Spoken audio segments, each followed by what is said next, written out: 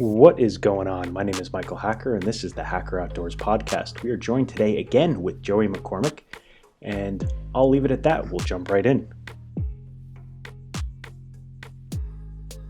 Man, you look sporting today. You like this? I do. What kind of hoodie is that? I think they're a defunct brand. It's called Nakitano. That's awesome. I like it a lot. Yeah, it's a cool brand. I got a couple of their sweatshirts. Donna has a couple too, and they're dashing, I would say. They are very dashing. How cold was it up there yesterday? So we went to this owl thing last night that I was telling you about. It was hosted through the Mercer County Parks Commission, and it was down by Princeton, the township of Princeton University. And we got down there. It was about an hour and a half from here, maybe give or take, and it was 23 degrees, I think. I was going to say, because last night here it was like maybe high 20s. I was thinking about you out there at the Hooters. Yeah. Well, I appreciate you thinking of me. It was really cool. So the group that's doing this research, it's called Wild Bird Research Group, I believe.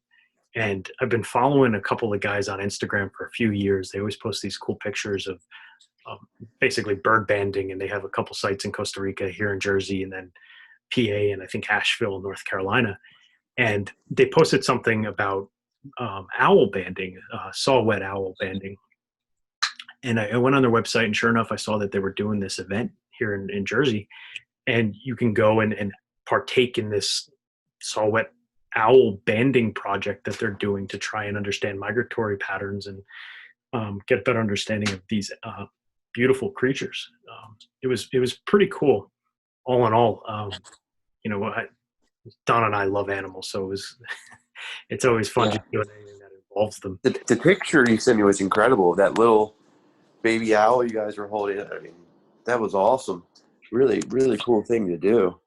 Yeah, I'll link to it in the show notes so that people can go to the website and also see any kind of the upcoming events too. I think they have one more next week, and then they have one in PA coming up as well. But long story short, is these ghost nets to catch owls, and they do it at night. They have some sort of sound that's being generated by the net that causes the owls to come into the net, and they get trapped, and the volunteers come out and they take them out. They put them in a little bag thing to calm them down, and they acclimate them, they measure them, check the sex, they see how big they are, they check their fat and muscle content, they band them, and then, document everything and send them on their way. So we saw, I think it was like 4 different owls that got caught and released, and then a sharp-shinned hawk, which was pretty cool too. Wow, I don't think I've ever seen one of those. They're really small, and actually I was shocked to see how small the owls were.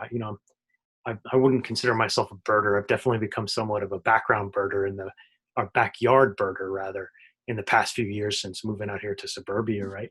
I'm seeing an owl, and these owls were tiny. I think they said they weigh 90 grams, if I'm not mistaken. And wow, when they take off, we watched them get released after they got banded, and you didn't hear a peep. They were incredibly silent. But we were up in this, wooded area, just watching them get caught in these nets, and the volunteers taking them down, and not a peep out of these animals. And they're just the most inquisitive-looking little faces, and really cool to see that this research is going on. And I would love to have the guy Tyler on. I believe his name is Tyler. He's one of the gentlemen who runs the bird research group.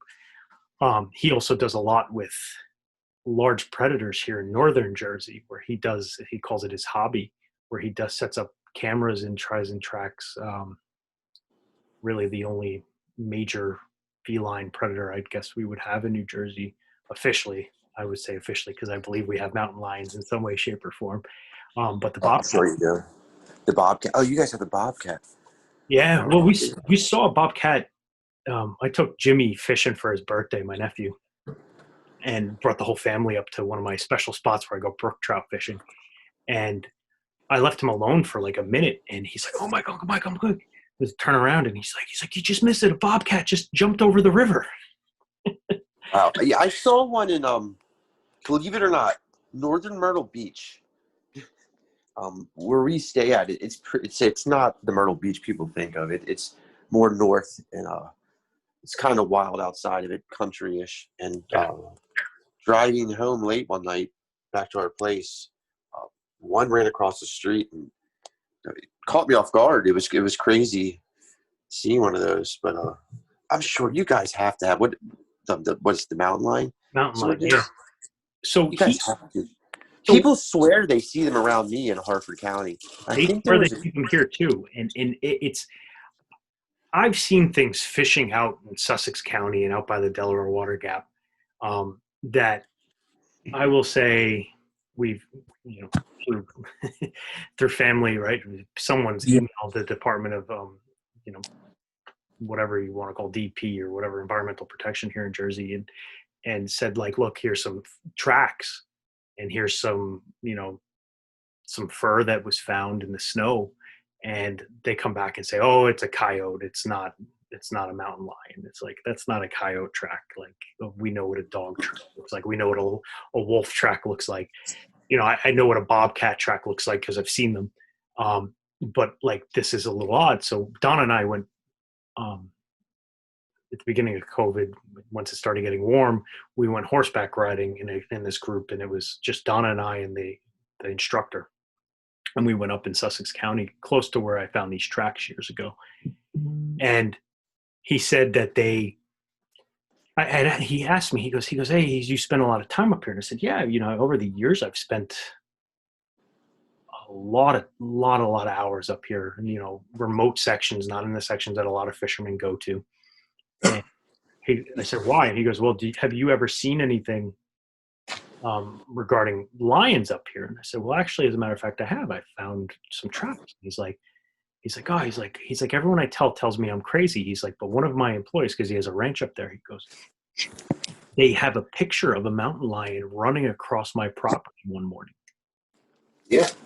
And I told the guy last night, I said, I would love to get you two in touch. I said, I would love to set up cameras and just find them because I'm sure they're here. In some way, shape, or form. Once again, it could be a Western mountain lion, cougar, or whatever, Canadian cougar that comes down, extending its range. But like, there's obviously something here. So not far from me is Harford County, not very far at all. It's actually extremely close. Somebody posted a picture, and I knew the person about a year or two ago, and I'm pretty sure it was a mountain lion, not a bobcat. Yeah, it was a mountain lion. And they posted it, and it was the same type of thing. The DNR, I always forget which one it is. Even with the picture, clear as day, that's what it was. And clear as day, the picture was taken in that person's backyard. It was the same deal. Oh, that's not a mountain lion. It's Right. Y or Z. I guess maybe they deny it because they can't believe they're seeing that. I don't know. Well, I think there's got to be some other stuff, and I think if we ever get him on here, I'd love to talk to him a little bit about how do you prove something, and what would be, or what would go into actually admitting that you have them here. I mean, obviously there's a public safety issue.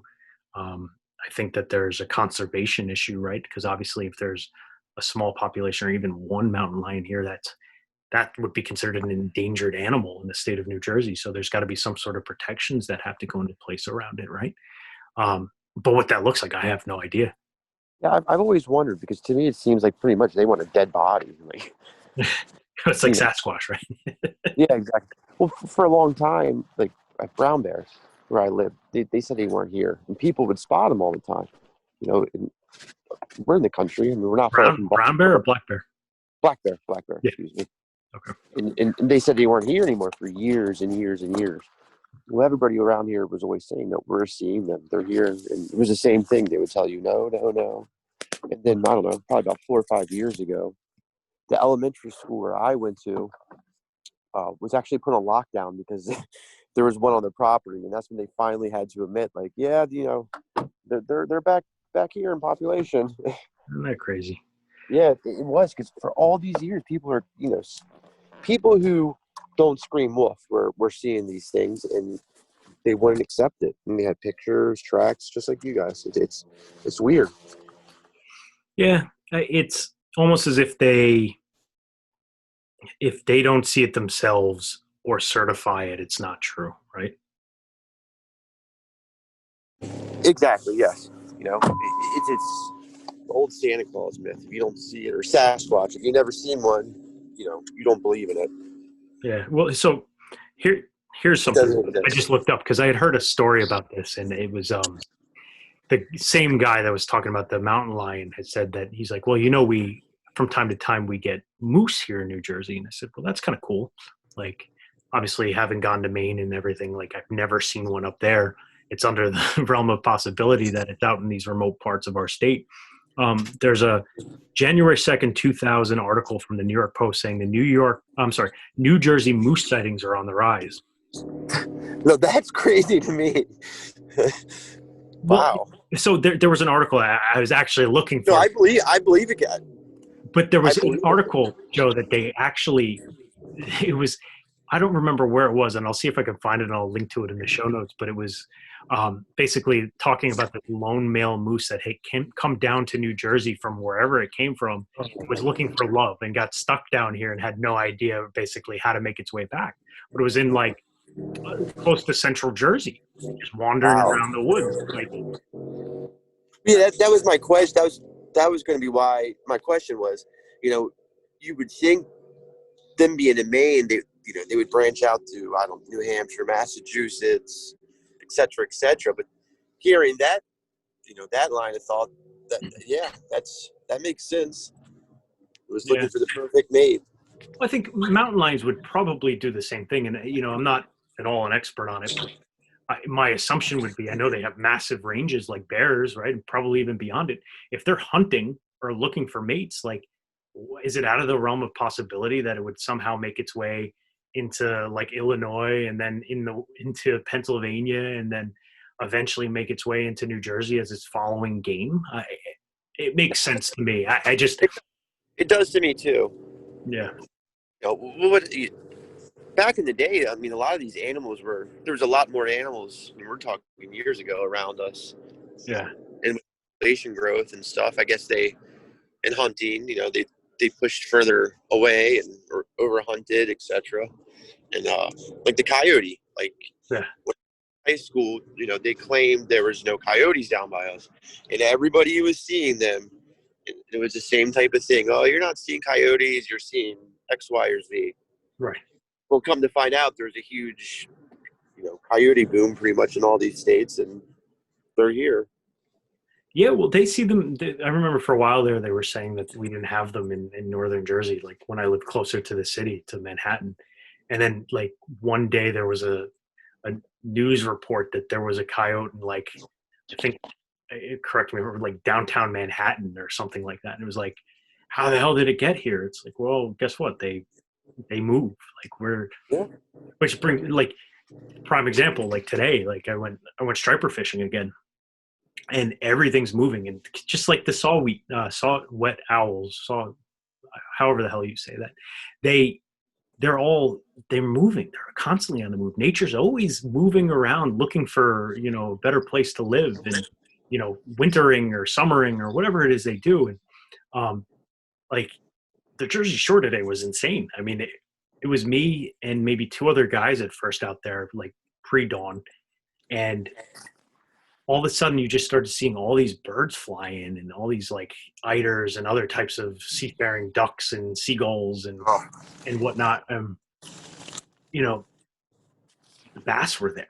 And then you start seeing peanut bunker, and you saw, shad and like all these other, I'm assuming they were shad, like swimming close to the surface and breaching. And then all of a sudden there were thousands of birds flying in out of nowhere and yeah.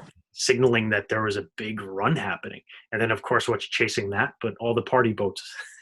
I got, I got a picture of, I think there were like 12 party boats that looked like they were coming from New York Oh, just and following the bait down the coast. following the bait down the coast, man. And can't blame them. I mean, it looked like this thing must have been a mile long, the amount of birds there were just dive bombing into the water. But there was, I don't remember if we have seals or sea lions in New Jersey. I liken to all be the same, but out there in the lineup too, just chomping away on these fish. Wow, I didn't know that you had those in Jersey either. That's Yeah, nuts. We have a lot of them. Actually, they winter here. They come down from, I guess, like Cape Cod, New England. Wow, Jersey. I mean, that's the one thing. Jersey gets a bad rap. Most of the time, if people think of Jersey, they think outside Manhattan, bridge and tunnel type of deal. Very congested, lots of people.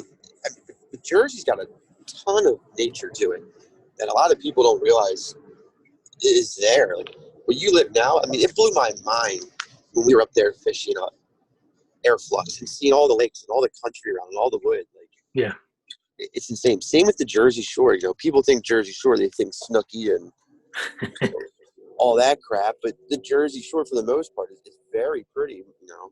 Yeah. Well, and especially this time of year, right? Like I think I always had this negative connotation, negative thoughts about the Jersey Shore, just spending the summers up in New England. Right. This time of year, the like towns themselves kind of seem a little depressed, or depressing to me at least. But everything does when it's cold, right? But when you get to these beach towns, man, and you get onto that beach, and you're waiting or whatever it is you're doing for fishing, it's just so serene and peaceful because you don't have the crowds that you get in the summertime. Oh yeah, it's a whole nother world. Stacy, my daughter's mother, her mother, Patty, would always go to Ocean City in October. Hmm. Ocean City, Maryland is not like the Jersey Shore. It's small and it's just filled with people. It's basically like where Abrams for the Jersey Shore is filmed. Okay. But she would always go down in October when nobody was there, and it's just beautiful. It's a whole nother world. Just absolutely beautiful and serene and quiet. Yeah, I mean, I love Jersey. I love the Jersey Shore. I haven't been there in the real hard off season. I've been there in October, and it's been like that, just real quiet, nobody out there, really, really pretty. And that was in Seaside too. So, Seaside's not a really place I love, but October was a whole nother world, like you said. Just Yeah. Well, it's nice down there because you go a little south of Seaside and there's Island Beach State Park, which is just an awesome beach. Like it gets a little packed in the summertime, but it is a state park, so it tends to be a bit more remote. Now that we're getting into the winter season, New Jersey tends to be the fly between for these northern birds before they head south for the winter. But we have snow owls that winter here. Wow. And what you guys did last night, that was a really awesome deal. Yeah, I would recommend it to anybody, Joe. I would say even if you guys can do it in Maryland, like get out and see them, because we didn't hold the owls. Full disclosure, you go and these researchers are licensed and regulated for actually banding and holding and taking care of these animals. And it was cool just to witness it, because when are you ever going to see an owl up close and personal like that? Like we've gone to the Raptor Trust here in Jersey. I rescued a bird last winter, and I had to bring him down there. And I had never really, I've heard of the Raptor Trust, never been there. I didn't realize that they had this sprawling like rehab center, and they have resident birds, and they also have rehabbed birds and these giant aviaries, I guess. And they have every bird you can possibly imagine that's found here in Jersey. And it was my first time seeing it up close and personal, but that's a little bit different between that and someone holding an owl. Like that's not an experience you're going to get a lot, or ever in life, really. Most people don't, to be that close to a creature like that. Yeah. Especially those real small owls. And those owls you guys were seeing were the really small. I mean, that picture you sent me, that thing was so tiny. They said it fits in a can. That's how small it is. Yeah. It's insane. Yeah. But I've heard of that aviary you were just saying before. I don't know where I heard it, but I've actually seen video of it. That place is amazing. It's a great organization, and I definitely recommend anyone who's interested in birds or nature or anything like that, get down there and support them. They take donations. They're a great not-for-profit that rehab injured animals. They rehabbed a trash penguin that I found. That's what we call the pigeon population that lives out here. But something had gotten a pigeon, and this poor animal like came up to me while I was coming into the house one morning after the gym, and um, wouldn't like leave my side. And I'm like, "What's wrong with you? Like this is completely abnormal for a pigeon. Like they'll get close, but not this close." And Yeah. closer inspection, he had his one wing was droopy and he was bleeding. Oh Um, man. so I Maybe like brought him down there. They rehabbed him and they gave him his own little like I don't know what they call him, but basically his own little flock of pigeons. And he lived with them. And when they were all healthy enough, they were released together and they became their own little commune. that's So pretty cool. I mean, that is really cool. So with pigeons, one day, I don't know, it was about 3-4 years ago, probably longer. I was working at this gentleman's house, and he actually collected pigeons and did the pigeon carrying races. I guess they have. He had like these really exotic pigeons, and they would send messages to each other, to other people in the group, like across country. It was nuts to kind of see because when I see pigeons, I think flying rats for the most part. Whether that's right or wrong is trash penguins. another. Right, trash penguins. But I mean, he was showing me all these pigeons. He had like albino pigeons, like all these crazies. Like this one's super exotic pigeon. It blew my mind that he could like attach like a little piece of paper to him, and that pigeon would know where to go. Like, yeah, insane. I mean, they used them in World War One to deliver messages. Yeah, my understanding, and Crazy. this would be interesting to do a little research on, right? I don't remember. I think they're called carrier pigeons or the subspecies or whatever it is. That they're extinct, but you can still get homing pigeons, which are just pigeons that have been trained. So I think there's a difference there, and it's interesting. Like Mike Tyson kept pigeons, right? Am I Yeah, he did, didn't he? Yeah, I think he did. Well, it always makes me think of that movie, Ghost Dog. You ever watch Ghost Dog? I don't think I have. Oh my God, man! You should watch Ghost Dog. That's an oldie. I might have. But I can't remember off the top of my head. I've seen Old Yeller. Yeah. But is Ghost Dog about pigeons? No, it's an interesting movie. I'll read you the tagline for it. It's oh my God, this must go back. Geez, 20 years plus. Ghost Dog: The Way of the Samurai. Ghost Dog: The Way of the Samurai is a 1990 crime film written and directed by Jim Jarmusch.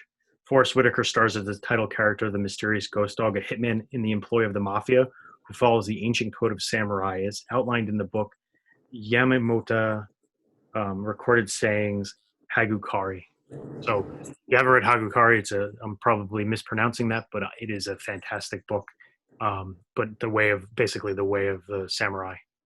I gotta check that out. I have heard of that. And Forrest Whitaker was in. I know what you're talking about now. Yeah, great movie. But Joe, man, we got to talk a little bit about this morning. Oh yeah. So got home, maybe 10 o'clock last night, right, from this owl thing. Tried going fishing. What was that? Sunday? Was it? Oh, it was Sunday. You're right. It was Sunday. Yep. Yeah, and there was some gnarly storm system going on, and there were gale force winds down the shore. And I just figured it wasn't a good day to be on the beach fishing, right? Yeah, right. Rightfully so. So I was a little bummed, but I planned on going today because today seems to be my slow day, and got a few other things going on this week. So wanted to get outside and enjoy the weather while I could. Well, it was 23 degrees last night. It was 23 degrees this morning when I woke up and left. Made my way down the shore and just missed the initial sunset onto the beach. And it was glassy conditions, not very rough at all. Like you could see the fish blitzing, like I was talking about before. Yeah. Surface, and I said, "All right, well, let's go to the pencil, right?" I had it already set up. I figured I'd get there for that top water action. Through that for maybe about 15, 20 minutes. Not a single hit on it. Switched it out and put on a bucktail jig and just real slowly and methodically jigged. And caught and landed 5 fish Wow. in the span of like 3 hours. So It's I a good day. switched it up. I actually wound up getting snagged in a rock on that and lost it. Switched it up, put on a paddle tail, and I launched this thing out there. It hit the water, and not even a second later, my line was just being pulled out like a mile a minute. Um, Wow. and I thought for sure I had one of those monster ones that you see online, Yeah. monster striped bass, and uh, it was nice. It was probably about 24-inch long bass, but it had That's a, shoulders, man, and it put up a heck of a fight. so I mean, that's a good rockfish, striped bass. That's a real 24 inches. What's the keeper size? 22 up I there? I think the I was gonna- that's a So good question. They call them slot sizes, right now for the full. yeah, yep. Um, Well, because the reason I asked, because and a lot of people agree with me on this one who eat striped bass, rockfish. For some reason, the real big guys, they don't taste as good as the, mid-length, say 25, 34 inches. You should have, if it was keeper size, you should have kept one and had some rockfish tonight. Ugh. The other fishermen on the shore are probably like, "What, this guy's releasing keepers? What's he doing?" oh, there was a good number of guys by the time I left, and fishermen are always generally pretty friendly. So we were chatting from a distance and being safe about things. And the guy had seen me, bending my light tackle. I'm using my like catching a dinosaur on my light tackle, and he's like, He's like, "This guy's got a shark on his line." right. Slot size, one fish permit 24 to less than 28.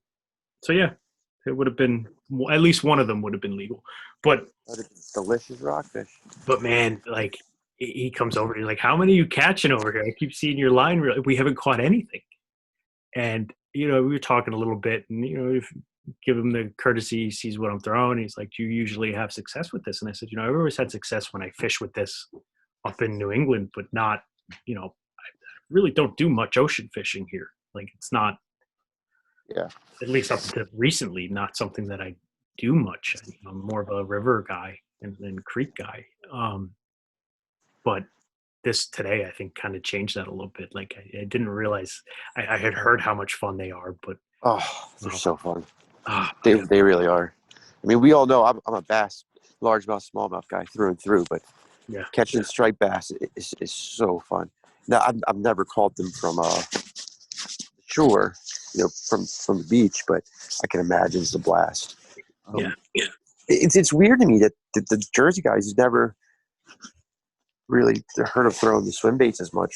Well, the guys you were speaking to today, because I know out in the bay they'll throw like basically like an umbrella rig, which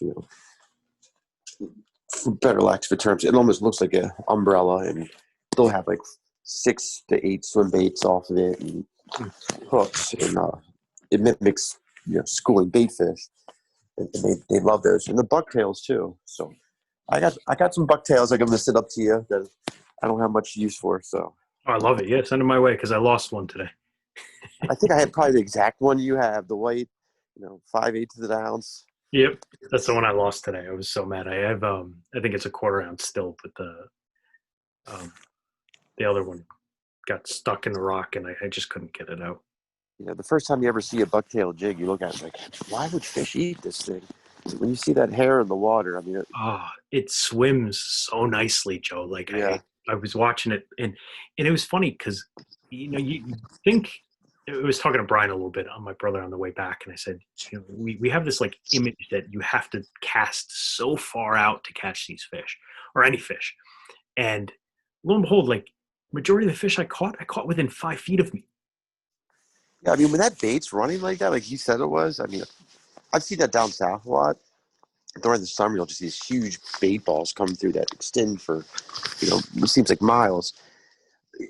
That bait ball is just filled with predators chasing it, whether it's party boats or rockfish. Oh, those party boats were there, man. They were so close to the shore, you could see the people's faces on the boat. Yeah, you were on the school. You were on the school. Yeah, Definitely. it was awesome, man. And I would have stayed longer. I had some things I needed to attend to here. But it wound up being a beautiful morning. I mean, I wasn't cold. I had my gloves off at some point. Like I was wearing layers for sure. Um, but like I didn't freeze up like I thought I would. And if that's any indication, 20 something degrees when I got down there, right? Uh, I should be okay, like doing this through the winter, really, right?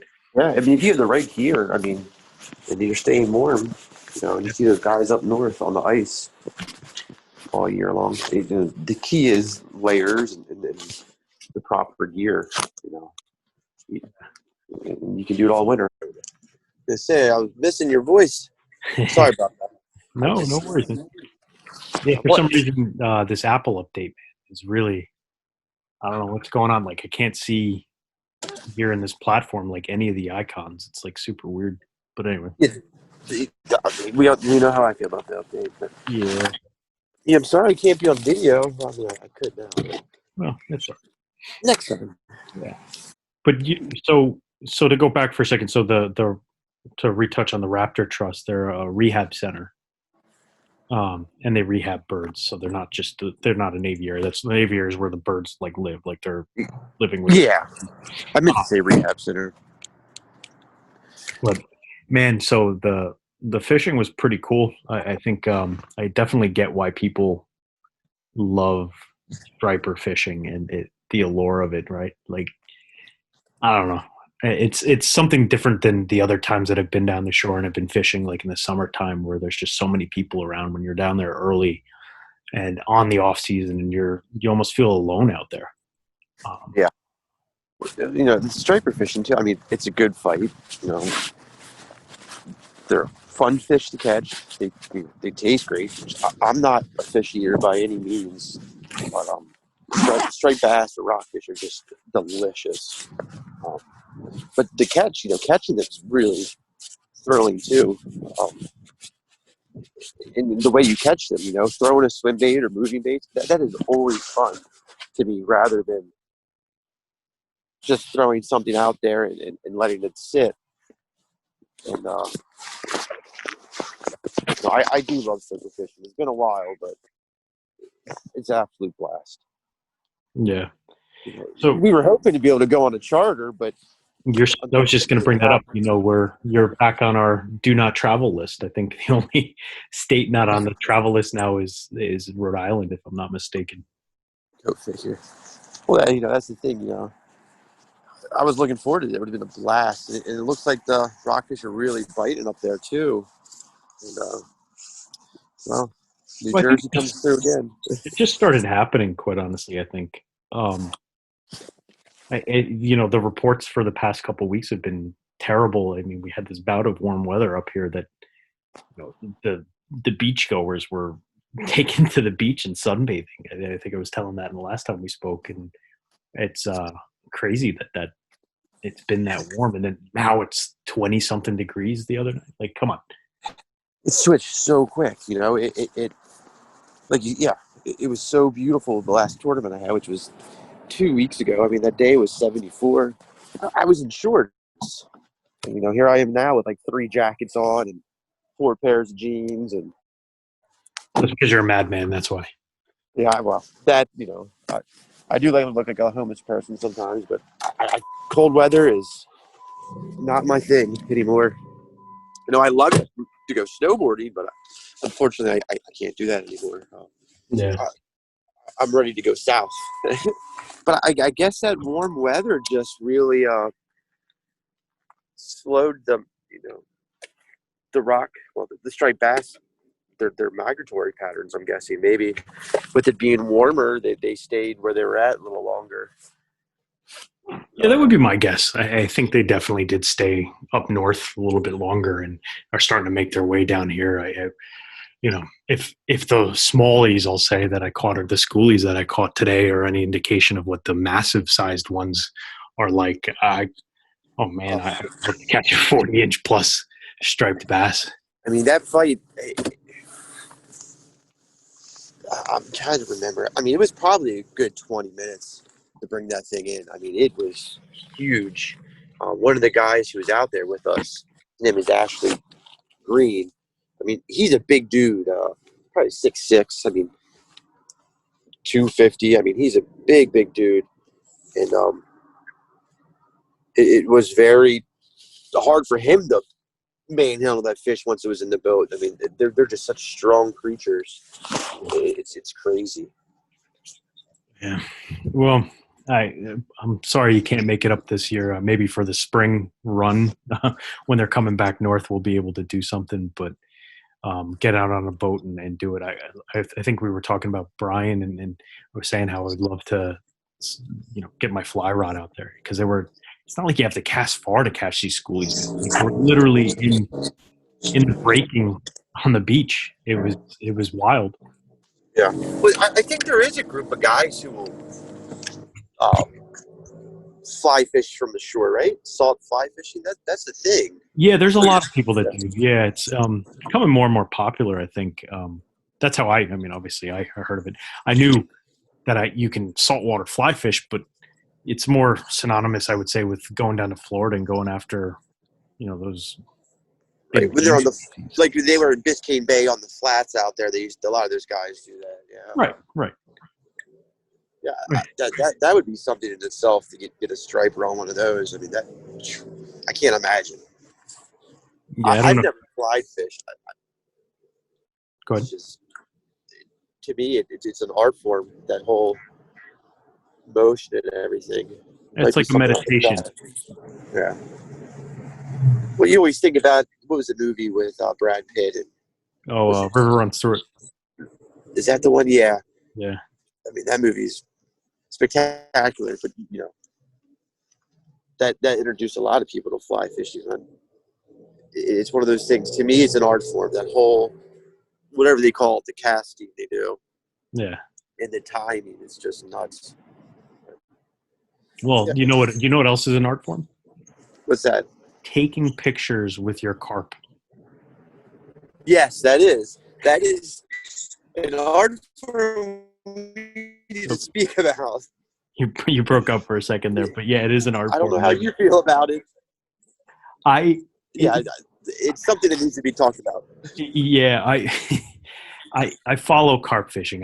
It's on my target list, and to say I haven't caught one, it's not entirely true. I haven't caught I would call it grass carp on the fly rod, but I'm definitely on the to-do list. So I follow it on Instagram, just like #carp and #carp fishing. And my Instagram feed is full of Eastern Europeans posing with their giant carp catches, and it looks like a marriage proposal photo. It really does. It really does. Like, or it kind of also reminds me, like, when somebody gets married, and they carry their bride across the threshold of the house. Oh, there you go. That's a good one. That's a good one too. But it is. It's like, I don't know. Carp fishing is not my thing. That's your thing. And Joe Malloy, he's carp fish. Well, I don't carp fish, but I want to catch one because I'm intrigued to see what it would be like, especially on the fly. But Europeans love carp. Now, to us, it's synonymous, almost like a junk fish. Right. Not to demean them, but they're they're everywhere. There's no fun in it. But the people that catch them here in the U.S. absolutely love catching them, like Joey. But you have these Eastern Europeans and these Europeans that this is their main sport. They're nuts. I mean, even in England, there was this YouTuber. I watch his videos sometimes. I think he lives in Maryland or Virginia. He's really into off the grid living, kind of, and going out in the wild to be able to take care of yourself. And he also fishes. And him and his family went on a trip to England, and he wanted to carp fish, and he was there. And there's these ponds and lakes there. They have shanties where you spend the night in, and you rent the shanty for the night, and you carp fish all night. You sleep, and they have all these crazy alarms set up. It's nuts to me. Well, it's almost like those famous resorts, the fly fishing resorts, right? Like in upstate New York, up in Labrador and Canada and Alaska. That's it, but for carp fishing. Right. It's the one place he was showing. I mean, there were little log cabins. When I say log cabins, I'm being nice. I mean, they were literally just a log hut with 2 cots and beds and like a little. Oh well, once again. Always a man on the go, Joe. Oh wow. Once again, I would, like I said, I wanted to do video today, but things came up. I've been working on the basement fishing room, but yeah, that whole those pictures when you send them to me, they crack me up because, like you said, it's like an engagement picture. The guy, is just holding this huge thing and smiling like you won the lottery. They're nuts. It's a guilty pleasure of mine to follow carp fishing, and I showed Donna pictures of them, and she goes, "That is, I don't know if to say it's cute or ugly at the same time." She goes, "But what the heck is this person doing holding this poor animal like that? Like they want to kiss it or God knows what."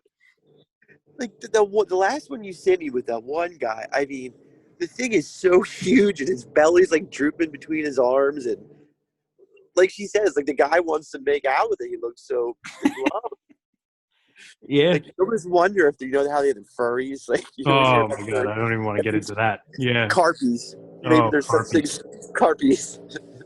Yeah, I'm looking at that picture right here. I mean, this guy is like the Instagram page is the carp life, right? Like this is like that fish must have been so much fun to catch, but like he is, and this isn't like a romantic picture, the one that we're talking about. It is a sheer look of happiness.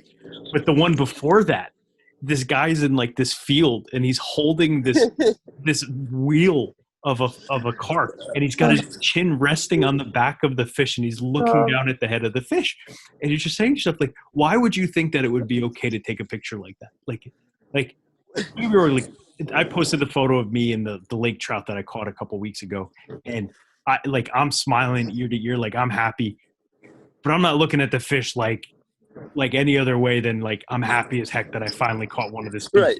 that was on my yearly target. Meanwhile, these guys are catching carp and transferring them to the nearest sunflower field to take a picture. Carpe diem. Don't, yeah. Carpy. It is something. Carpys. I mean, We're gonna coin that phrase. You heard it here first, right? yeah, trademark Carpies. It's. I mean, Well, I was I'm crazy looking about to. bass fishing, but you'll never see me No, in a field with a bass. no, you won't. Rubbing essentially. You have like this whole subset of fishermen and fisherwomen that are just like, I mean, we're obsessed with the species that we're obsessed with, but like I never knew that there was an obsession with carp like this, and it's intriguing and kind of scary at the same time. Right. Me neither until I saw that thing over in Europe, like a show like a year ago. And then I started researching. So I'm like, why aren't these guys, and women, going after bass or going after, species we fish all around the world? And I was surprised to find out there's a ton of countries that don't have bass in their water, or in their country, and there's actually a few European countries who consider bass, like we consider carp, or like those fish on the Ohio River, the carp there, they consider them nuisance fish. Are those the ones that jump out of the water? Yeah. Yeah. I forget the country, but it's one of the Slavic countries. It might have been Czechoslovakia. Don't quote me, but bass were on their nuisance list. Like if you see this fish in the water and you catch it, kill it immediately. And I was reading this whole article. It might even have Bass Masters, where there's a group of guys over there, trying to convince them otherwise. Like, no, they're not. Don't kill them. They're a sport fish. And I guess that's why it's so big over there. The whole carp thing. I don't know. It is, like you said, it's intriguing because like fishing with pieces of corn and hot dogs and stuff and dough balls, to me, just is not so much my idea of fun fishing, but I guess some people really like it a lot. But there's something to be said about it, right? Like it got to be relaxing. Like you're True. casting in, you're letting it sit, and you're hanging out in a chair, drinking, doing whatever it is you're doing, and you have an alarm set to your rod. where when something hits it, you get up and you do it. Like, it's not active fishing. Like, my ADD, I don't think would allow me to really get into that. That's why when I was doing the cat fishing, I had my other rod with me and I was bass fishing while I was waiting for something to hit it. Cause See, that's my ADHD wouldn't let me do it either. Yeah. Yeah, man. But I guess that's maybe the Lord of something. Like, I know the one guy I saw doing it. It was good because he had kids, and like I said, they rented this hut on this pond or lake, and it was like kind of a camping trip for the kids. At the same time, the lines were out there, and if the alarm went off, then the kids got a chance to get the thrill of catching a fish. So it's good in that aspect. I mean, I definitely can see the fun in that in a way. For kids, yeah. Yeah, and I think, even for, like, when we get to a certain point, right, like, and we're not as mobile as we are now, like, the fact that you can catch a fun fish like that in a local pond without having to go far or on a boat or anything like that, like, there's definitely an allure to that as well. And I'm not going to knock it because it's not my thing, but like it's funny. If you haven't seen these pictures, you got to go on there and take a look. I'm not making fun of carp fishing. Anybody who's fishing, that makes me happy. You getting out there and enjoying the outdoors. But like Mike said, some of the pictures, I mean, straight legit look like they're creepy. Like engagement photos, or you see like all the people who go to the sunflower fields in the fall and take their pictures. It's the same. Some of them are the same type of deal. I won't say that we do that, but we don't take pictures of ourselves there. We take pictures of the sunflowers while we're there. Correct. And now we take pictures of the birds because apparently I'm into birding out of nowhere. You're a bird watcher now. Dude, do you see what these sunflower fields are charging now? Oh my God, man, it's ridiculous. So growing up by the country, like, there was always this one that the locals knew about, and it was never, it wasn't like it was a secret, but I guess somebody found it one day and the whole thing just exploded. I saw one place that was charged, I think I heard like $75. Wow. It was something ridiculous. And I think Ben Gravy, the surfer, him and his fiance, in one of their episodes, they went somewhere, and I think it was like $25 they were charging. Yeah, I think that sounds about what we paid, and that's reasonable enough to me, I guess. But in the time of COVID, I mean, we went the end of summer, and you don't want to walk around with a mask on, and I'm not. No. It's hot out, and the early fall and late summer is always a weird time for me. It's like you can't tell if it's like humid or dry, and you feel kind of, I don't know, it's dry in your throat. I don't know. It's just like allergies and having the mask on with the allergies. No, yeah. I completely get it. So I wasn't a huge fan of that aspect. They requested that when you were around people, which of course you were going to be, you had to wear a mask. I'm like, I'm outside, man. Like I prefer to be, that's why I like going to remote places and being outside, and I'm not around anybody and I'm not worried about anything. So to me, that's part of the thing of getting out in nature is actually being out in nature, not necessarily being surrounded by 8,000 people. It's your own time. You're out there. It's quiet and, right. and peaceful and just a good time, Yeah. Especially for people who live, close to major metropolitan areas or, work in that hustle and bustle. It's nice to get out there and get that time to yourself and decompress. Well, that's what this guy said today that I was talking to down the shore fishing, and he's like, it's something special this time of year when you're down here, and even though you see other fishermen, like, you're not surrounded by just mass numbers of people. Like, we saw that when we went up to Aeroflux, right? Like, just so many people hanging out and just shoulder to shoulder almost on the water, and you're like, that kind of takes away the fun of going out into the wild. And I don't know. Call me a romantic, but like, I want to feel like I'm really in nature, and I don't want to be next to 500 different people. Like, I'd rather, it's okay if there's some people. Right. It's like when I see people in Central Park on nice days, like the first nice day of spring or something. It's just packed, to me, that's, not being out there and getting that time to yourself, They can't go to especially, Central Park now, I don't think so. They came to New yeah, Jersey. yeah, they did. Well, I I mean, think the I day told we you. were out on the water, I mean, on Aeroflux, the morning, Christ, it felt like winter out. Here I am in shorts and flip-flops, and I had to find emergency blankets in your cars. But, through the day, it got really, really hot. And, man, there were so many people on that lake. And, Aeroflux is a lake, yes, but it is not by any means a huge lake. It's I don't know the size, but I mean it was just packed, and like that one flat area. I mean, Christ, how many people are out there swimming and kayaking? It was insane. It was crazy. But All the New York plates. And we saw that when New Jersey opened up their state parks. We went hiking out by the Gap in this little stretch that I love.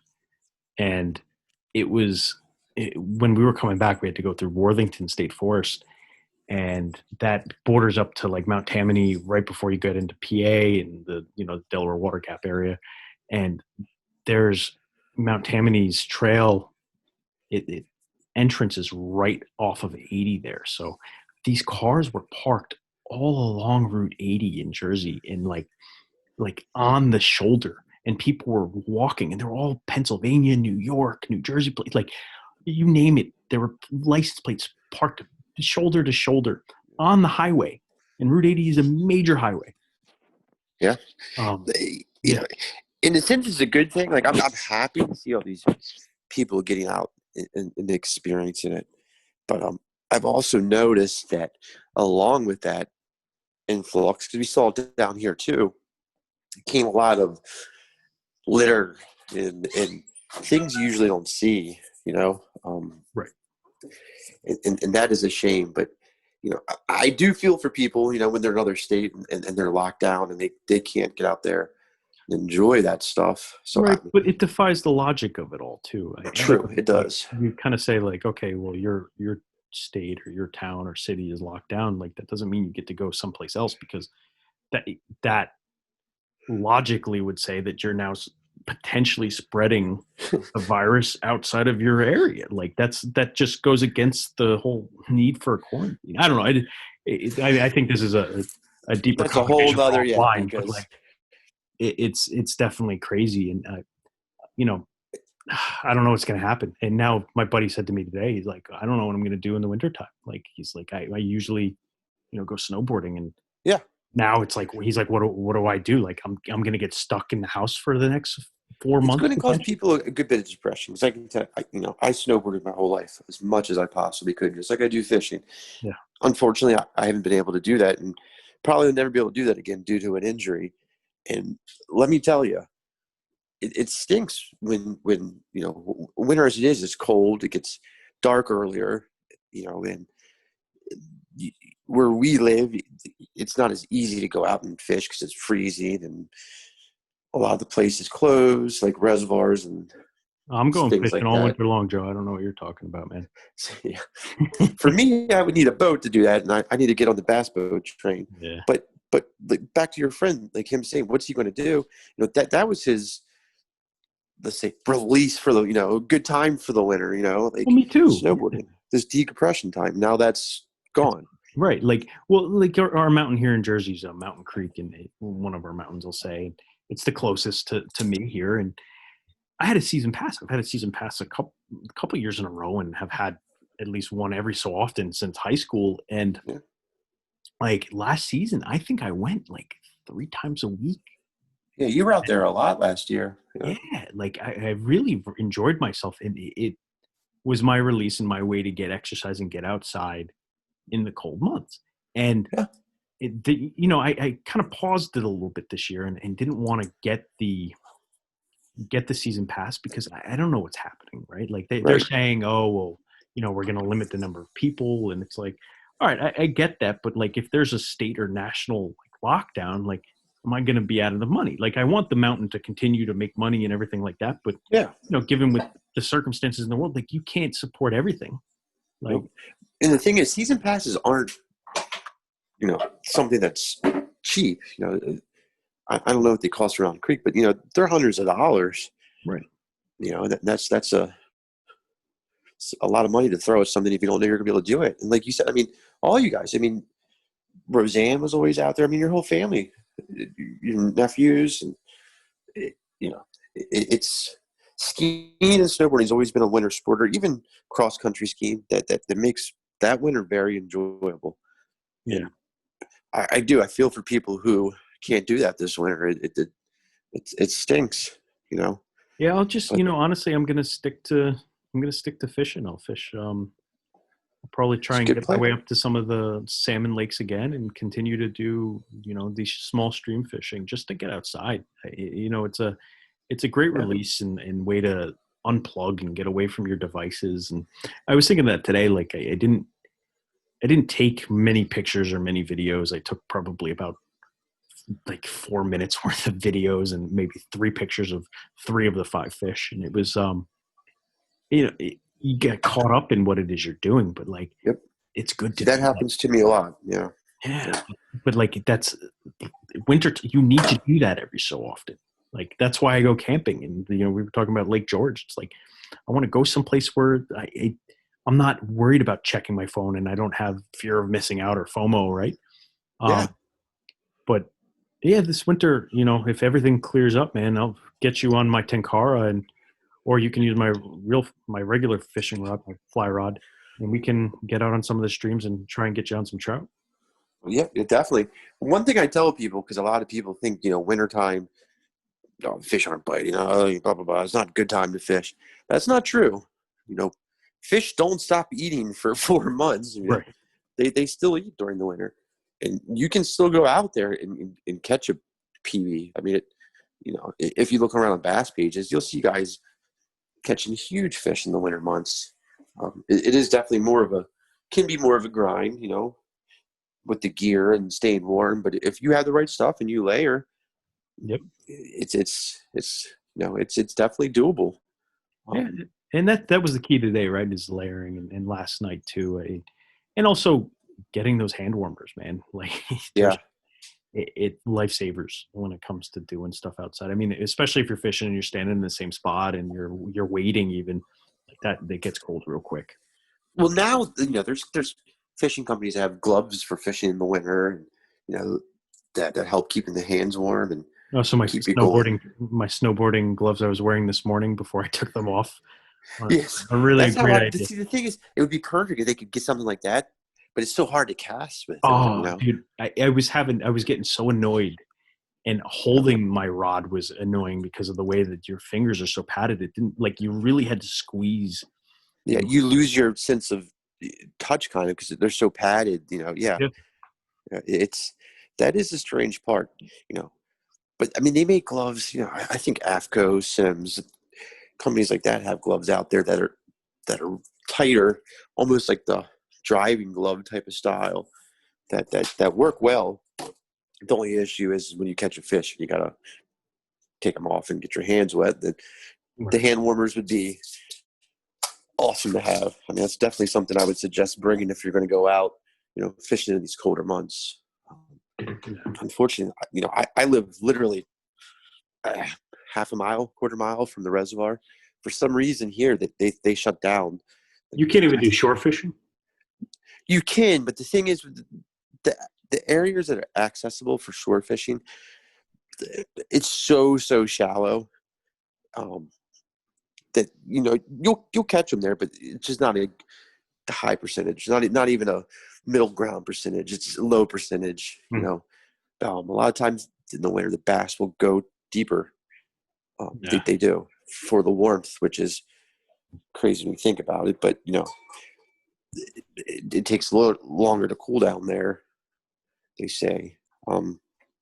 So they'll go deeper. So where the majority of the bass are, I'm going to want the shore spots. Around me, you're talking anywhere from inches to 3 feet deep, maybe. The reservoir is not that deep as it is. I would say 95% of the deeper spots are really only accessible by boat, but it doesn't freeze over too often. you would think it makes a ton of the money. The thing is, it's owned by the city, even though I'm not in the city. Okay. So I'm guessing that comes into play, maybe why they close it. No, I could understand if they keep it open and once it freezes, then shut it down. But to me, it's just very kind of bizarre because the two other reservoirs the city does own, they keep open till sometime in December, but they don't have the boat rental. They don't have, the service that this one place has. So Well, the place by me, you can actually go rent a boat for a really good price and go out. The other places aren't manned by anybody. It's just if you have a boat, you bring it and drop it. But the problem is, I've discussed with Michael, it's in Maryland and at these reservoirs, you can only have electric motors.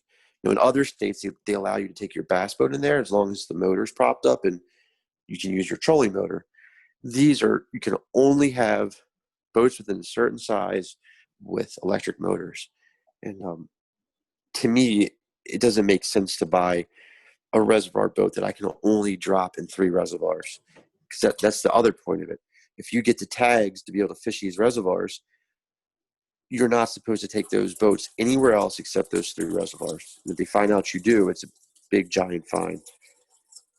So, Well, I think that's a good place to leave it off, Joe. I think, the moral of the story is you need to get a boat. I need to get a boat. And it's going to happen by next season. It's going to happen. And once I have mine, you're going to be fishing a whole lot more. I can't wait for it, Joe. Joe, always great catching up, man. And we'll You too, brother. We'll talk soon. Like I said, I'll be back on video next time. we can need to see your beautiful face one of these days. Yeah, my hair's getting longer. The mullet's getting stronger. So, Well, Joe, thanks again. And everyone, thanks for listening. And we'll see you next week. All right, brother. See you. Thank you, guys. Right. Bye. All right, so that was Hacker Outdoors with Joey McCormack. This was episode number 5. If you like what you heard, please go ahead and give us a rating on whatever platform you're listening to or watching this on. We would greatly appreciate it. Please make sure that you do check the show notes below for any links to some of the topics that we did discuss. So I thank you all for listening. I hope you have a great weekend, and we'll talk to you next week. Take care.